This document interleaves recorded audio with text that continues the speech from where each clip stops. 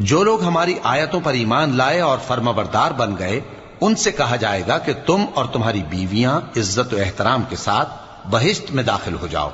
उन पर सोने की तश्तरियों और प्यालों का दौर चलेगा और वहां जो जी चाहे और जो आंखों को अच्छा लगे मौजूद होगा।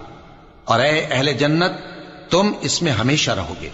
और ये जन्नत जिसके तुम मालिक बना दिए गए हो, तुम्हारे आमाल का सिला है। यहां तुम्हारे लिए बहुत से मेवे हैं जिनको तुम खाओगे, और गुनाहगार यानी कुफ्फार हमेशा दोजख के अजाब में रहेंगे, जो उनसे हल्का न किया जाएगा और वो उसमें नाउम्मीद होकर पड़े रहेंगे। और हमने उन पर जुल्म नहीं किया, बल्कि वही अपने आप पर जुल्म करते थे। और वो पुकारेंगे कि ऐ मालिक, ऐ दोजख के निगरां, तुम्हारा परवरदिगार हमें मौत ही दे दे। वो कहेगा कि तुम हमेशा इसी हालत में रहोगे। हम तुम्हारे पास हक लेकर पहुंचे, लेकिन तुम में से अक्सर हक से नाखुश होते रहे।